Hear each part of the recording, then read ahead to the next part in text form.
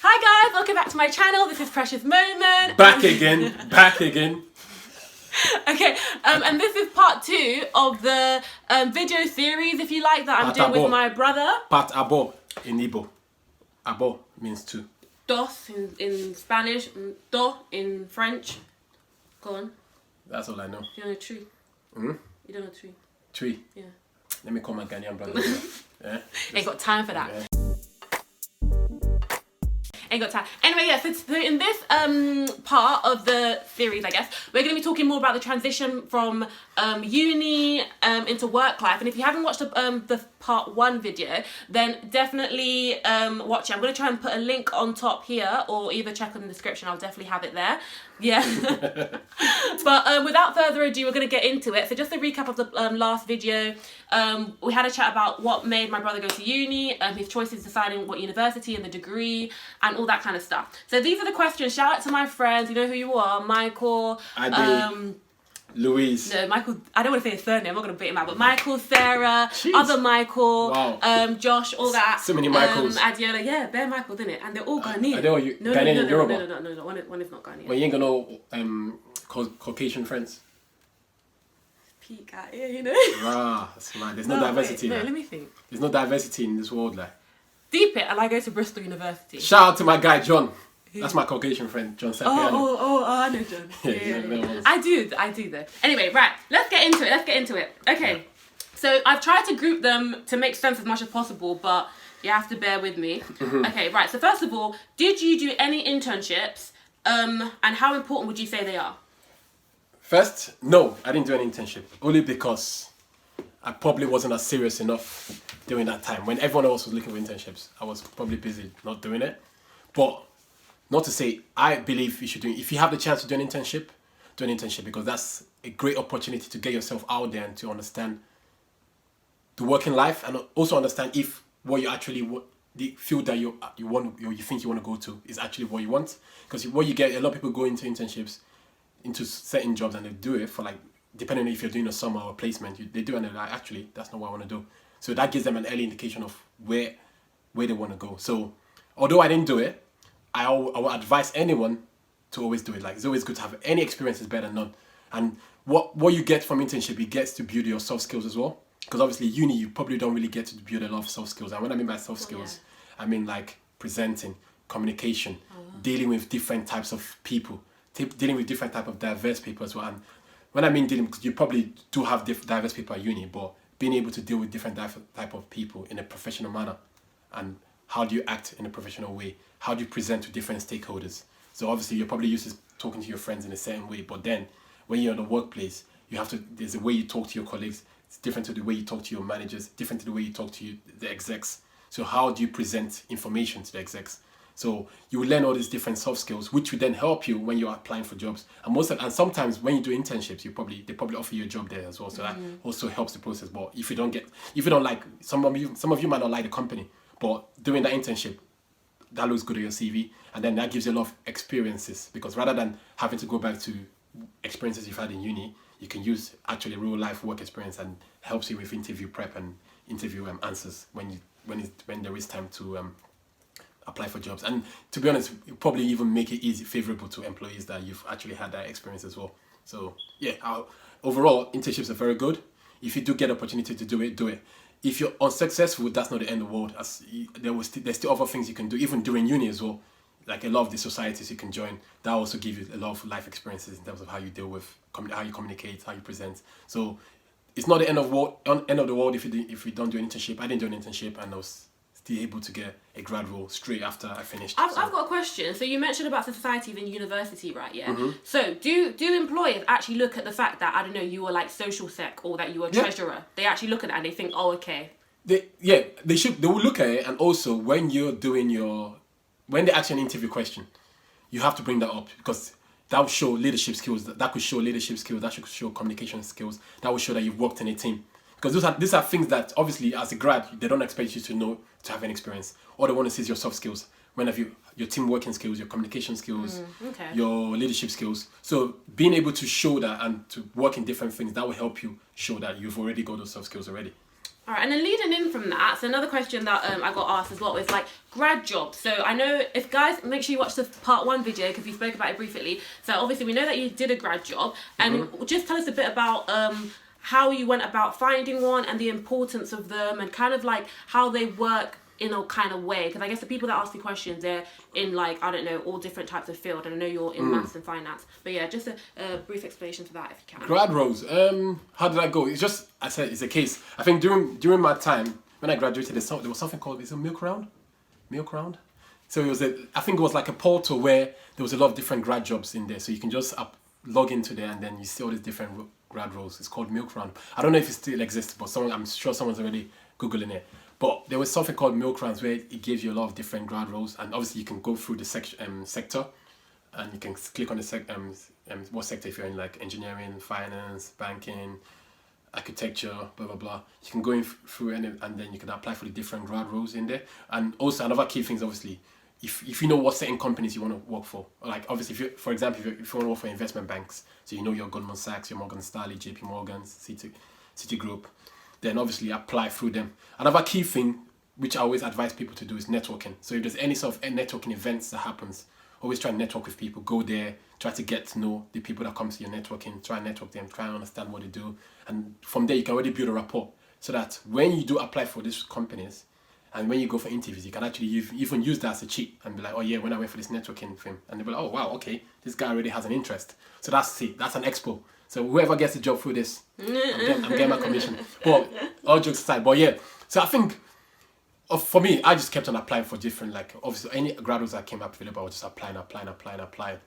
That's the end of the game, because all this is a numbers game, not just grad roles. Any job you apply, if you're looking for jobs, it's always a numbers game. Try and apply for as much as you can.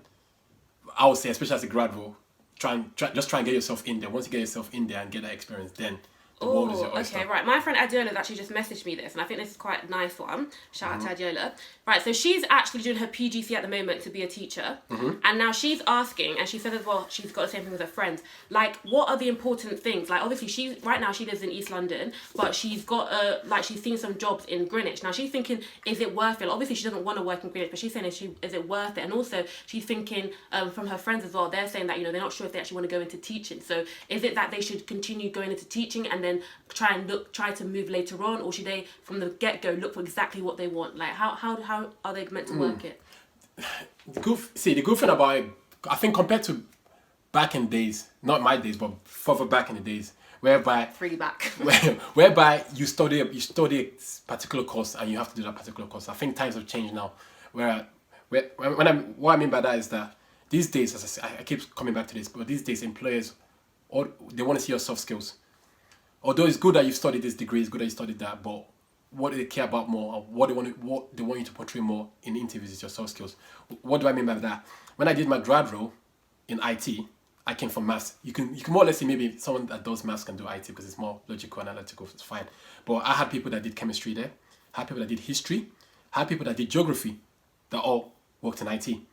So what I'm trying to say is these days now, it's all about applying those soft skills. So these days, I think they're a bit more lenient. Obviously, you still have the main courses. Like obviously, you can't do maths and become a doctor. You have to do medicine. You can't do maths and become a lawyer.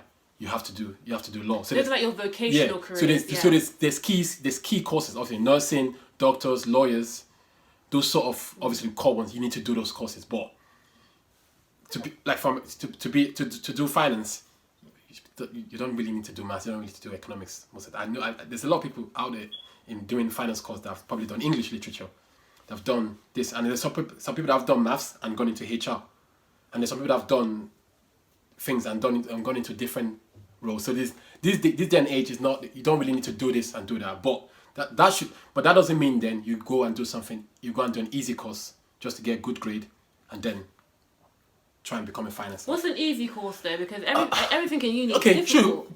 True. But see, I don't want to put any course down, but I thought my intercalation was easy, and mate, that was the worst year ever. Yeah. Okay. Maybe not. Okay. Maybe the easy course is the wrong course, but maybe not as challenging as it would have been if you did something else. But obviously, as coming back to your friend, if they don't want to do teaching and they're very sure about it, I always advise them to go for what they want to do. because why would you go for teaching if you don't like it and if you don't have the passion for it? Why would you go and do something that you will not get reward from? And especially with something like teaching, where you're giving back to the kids, you're giving back to the community. You need to have that commitment and heart for it. So if you don't fully have that commitment and heart for it, then you're not just doing a disservice to yourself, but you're also doing a disservice to the kids and to the leaders for tomorrow. So my advice to them would be to go and look into something that they want to do. What about the whole distance thing? Like, obviously looking for a grad job, like how much do you sacrifice? Like if the timings are like difficult, like for example, you know, I don't know, starts, like if it's like a 6 a.m. start or whatever, or if it's really far away, how much do you sacrifice for it? It's the same thing with everything. Like obviously, if you're applying for a job and you have a place in London and you want to you want to stay in London, you look for jobs in London.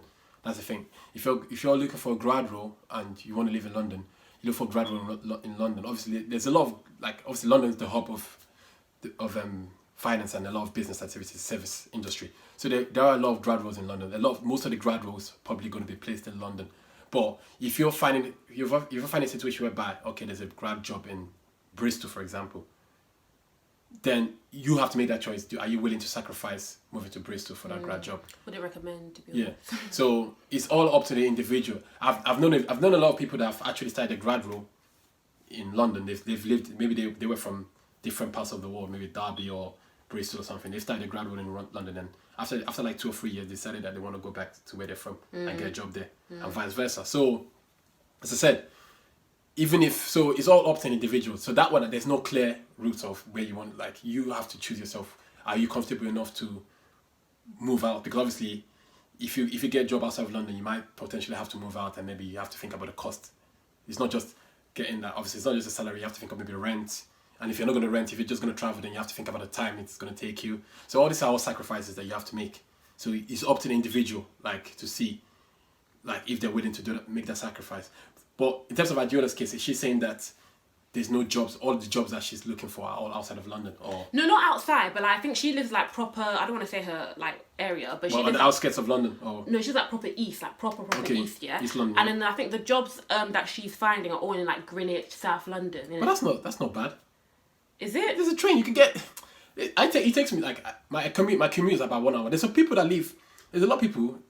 I'm sure even people listening. There's a lot of people that commute to London that are from Oxford, from Milton Keynes.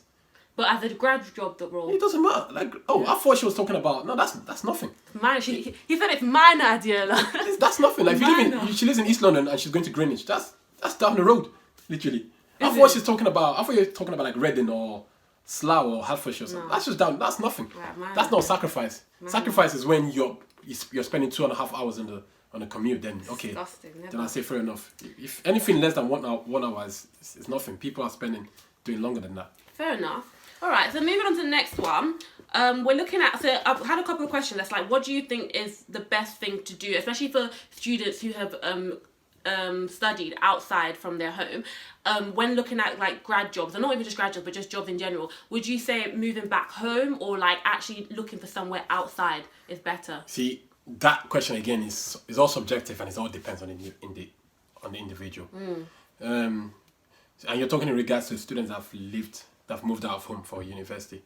Yeah, I mean, just in general. No, yeah, let's do both. Yeah. No, in general, for me, as I said, it all depends on the individual. Like, the reality is, a lot of the jobs and a lot of the well-paid jobs as well will be in London.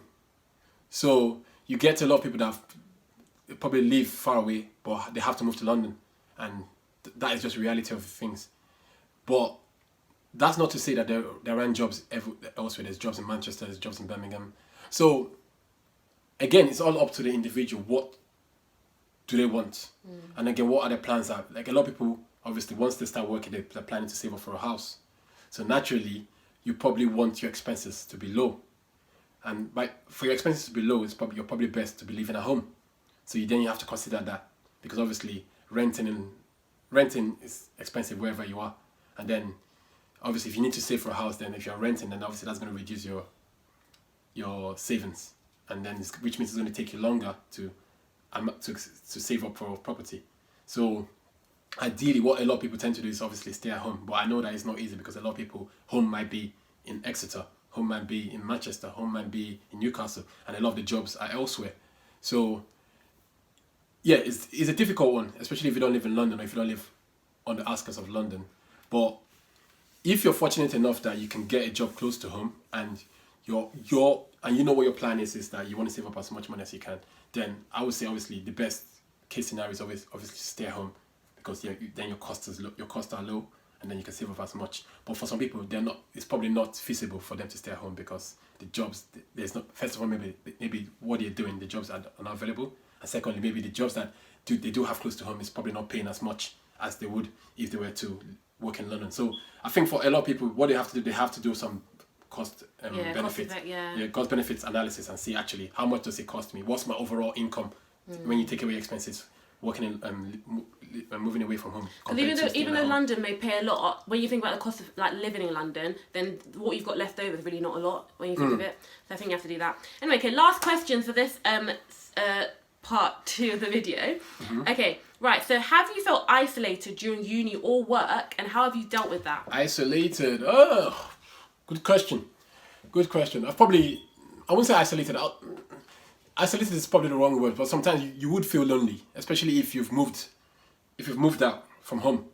You probably will feel lonely at times, but that's not as a result of uni. That's probably as a result of maybe your family is not there, and maybe at times you just need your family to be there. So you do feel lonely and you do feel isolated, which is why it's always good. I always advise people to join societies, and obviously it's always good to socialize so that you can have friends there, so that just in case when you do have that feel lonely or so, you can then obviously you have your friends there. And obviously in this day and age, times have changed compared to my days. Now you have social media, you have FaceTime, so it's easy for you to now get on the phone and then FaceTime your family, like chat to friends easily. I guess it links in with the other question as well, that when thinking about whether to move out or stay at home, I mean, even if you want to move out, then perhaps look for jobs that are closer to where you actually are from, if you are scared about things like isolation and all that. Yeah. So at least you can, I don't know, a quick 1 or 2 hour journey back home. Yep. Right, cool. So that's the end of this part 2. I hope you found it very informative and very useful. I hope so. If you do have any questions or comments or anything like that, please feel free to leave a comment down on the video, or contact me on any of my socials. My Instagram is amauchee, AMAUCHEE. My Twitter is peterjims3. And stay tuned for part 3 of the video, which will be uploading soon. But remember, as always, to subscribe, like, comment, and share to everyone. Even to your babies, to everyone. Everyone. Especially if you know someone who's currently in this position, whether they're in about to go to sixth form. In that case, definitely link them to part 1 of this video. If they're in their 2nd or 3rd year, definitely get them to watch this and part 1 as well. I hope you enjoyed it, and I'll see you in part 3 of the video. Bye.